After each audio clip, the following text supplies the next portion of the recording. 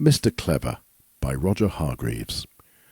Mr. Clever was quite the cleverest ever person, the cleverest person in the world, and he knew it.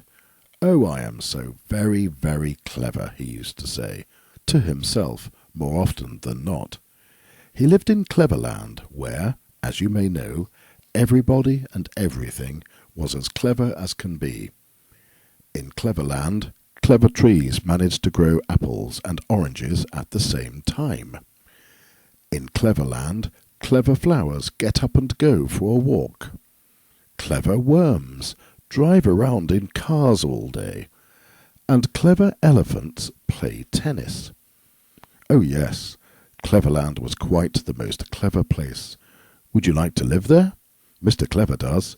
"Oh, I am so very, very clever to build such a clever house," he used to go around telling everybody. One morning Mr. Clever was awakened by his special Mr. Clever alarm clock. Not only did it wake you up by ringing a bell, it also switched on a light and said "Good morning," and made a cup of tea, and showed what the weather was going to be, and told you the time, and showed you the date. It also whistled cheerfully while it was doing all that.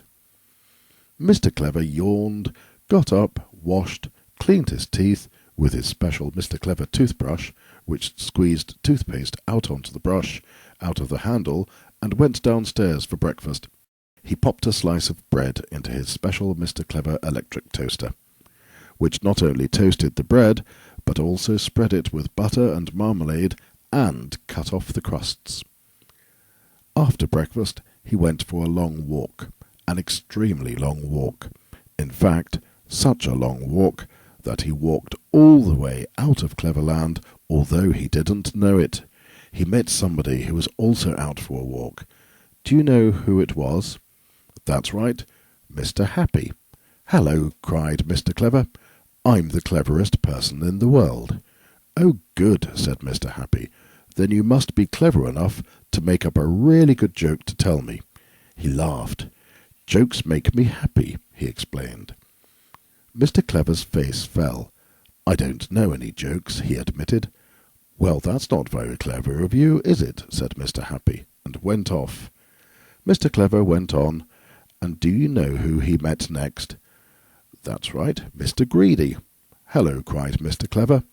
"I'm the cleverest person in the world." "Oh, good," said Mr. Greedy. "Then you can tell me the recipe of the world's most delicious dish." He licked his lips. "I like food," he explained. Mr. Clever's face fell. "I can't cook," he admitted, "and I don't know any recipes." "Well, that's not very clever of you, is it?" said Mr. Greedy, and went off in search of food.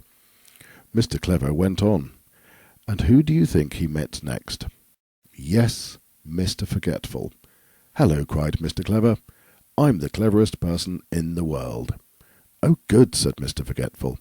"Then you can tell me what my name is." He smiled apologetically.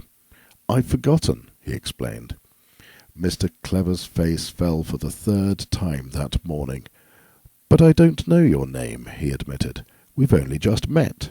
"Well, that's not very clever of you, is it?" said Mr. Forgetful, and he too went off, forgetting to say good-bye. And so it went on, all day. Mr. Clever couldn't tell Mr. Sneeze the cure for a cold, and he couldn't tell Mr. Small how he could grow bigger, and he couldn't tell Mr. Jelly what the secret of being brave was, and he couldn't tell Mr. Topsy-Turvy how to talk the round way right. I mean the right way round. A not very clever day. Not at all. Not a bit. As by now he wasn't feeling anything like the cleverest person in the world, Mr. Clever decided he'd better go home. He passed a pair of worms who were having a chat. "Who's that?" asked one worm. "That," replied the other worm, "is Mr. Clever, the cleverest person in the world, on his way home to Cleverland." The first worm thought. "He can't be that clever," he replied. "He's going the wrong way."